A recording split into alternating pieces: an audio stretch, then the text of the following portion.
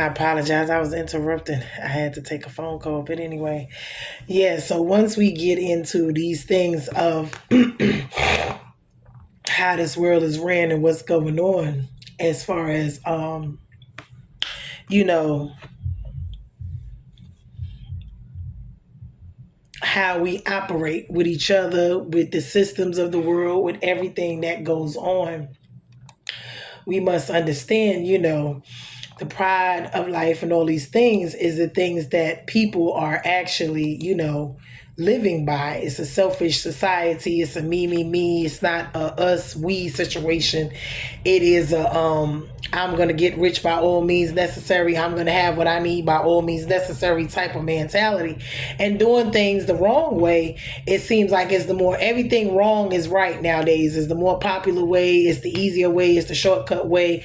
There's instant gratification. There's no patience. There's no waiting. There's no sacrifice involved. And this is why when you look at someone trying to do things the right way in life, usually it's a lot harder. But then we must understand that weeds grow faster than grass anyway. So when you plant seeds and you're waiting on them to grow, this is how it goes in life. But that also is up under the curse, meaning from when God originally cursed the earth and cursed everything and made us have to work and toil, as it wasn't like that before. So this came in with all of that as well, along with the childbirth, the bearing, and all of that. But we got to remember with the homosexuality as well, that there's always going to be a war between Satan and Eve, and he wants Adam completely out of the way. So when we look at how the world is going, the men really hate women and they want to be women, and then when it comes to the women, we have to be the man, or we're in the this is chaos. This is nothing but what the devil wants. He wants it to be this way. This is why he had man fall, because into sin. Because as long as it's not in the proper order that God created us in, the chaos is there. Everything's out of order. So nothing's the way it's supposed to be. Because remember, it's supposed to be God, the husband, the wife, then the children. But see, God, the devil got it to where everything is just crisscross. This is why he hates women. When you look at most men nowadays, they hate women. And he loves that because that takes away family. It destroys families. It destroys marriages. It destroys. And this is what he's about, because God, anything God is for, the devil is against. So if God is for marriage and he's for family and he's for relationships and being together, working together, the devil is against that. So when we look at our lives and we see all of the things that are happening, this is why. It is this that is the reason why. We see that they want to turn men into women. They want to demasculinize them. They want to take, why? Because they're the ones that are the kings, the priests.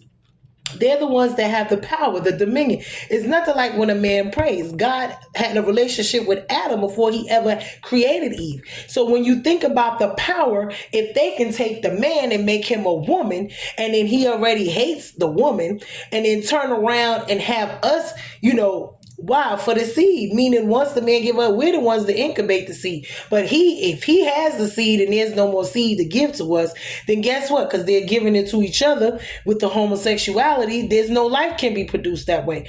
The devil is against life. He wants to depopulate. He don't want, especially when it comes to us, he wants to populate when it comes to AI and them half-breed type of animals and mermaids and merwomen where they have tail and have human, right? That's what he wants. And see, that's not of God either. So when we sit here and we think about all of these things that are going on in this world, it really makes us look at life and say to ourselves, well, dang, the devil got a zoo going on here. This is a real circus. This is a real circus that we have allowed ourselves to be in, and we're living in it. And then they create what they call order from chaos. And what I mean by that is, so they allow them to get married, and they allow them, right, when it's not right. You see what I'm saying? Because then it's going to go on to further things when you don't put a stop and have laws or rules. Everybody just doing what they want to do. This is what it is. So when we look at this life and what he is saying about acting like animals, about the, being in this animalistic state, living in sin, These are times of difficulty, persecution, because the ones in power, the ones, the pharaohs or the kings, or we call them the pharaohs in our lives because they're the ones in power. And then the Goliaths, the ones that, running around here and trying to destroy, they just want to tear up some stuff, but they all working and they all the same. So I really hope that this message, because I'm going to get into these next two and it's going to help with this as well. But I hope that this helps. But when Christ went on the cross, he said, "It is finished." And when he said that, it's we have to walk it out here. We have to fight it out here until he returns. I mean, you have to live in it. Just like Christ came and he lived in it, we have to live in it and walk and live like he did in it, because he came and he showed us how to live and how to live in it. So, but you got to be separate and come out from among them. And he said, "Father, forgive them, it is finished, and they know not what they do." But it was on the cross, and we must understand that.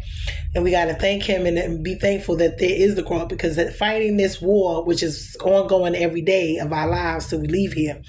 The devil doesn't sleep or slumber, neither does his witches and warlocks and all the evil ones, okay? They do not sleep, nor do they slumber. They're up plotting ways to tear up you, your family, your business every single day. This is not nothing to be played with. How to throw your kids in jail, how to not have finances, how to not have children, or if you're having children, not being able to take care of them, splitting up families, whatever it is, situations in our lives that we're dealing with. Especially when we're not living for God, he is a part of it. And when we are living for God, he's still throwing it at us. Why? Because he hates us even more. But I hope this was a blessing. We have Christ, we have the blood, and we're going to get into the fighting and the other stuff when I go into these next two. I think the next one is even tribulations and then. And what? Okay, yeah. So these three. But anyway, be blessed. We're bruised and not broken. We're going to get into these next two, and it's going to kind of wrap it up, and we're going to kind of see what we need to be doing and what's going on from what we, need to do. Love you. We're bruised and not broken. Love you later.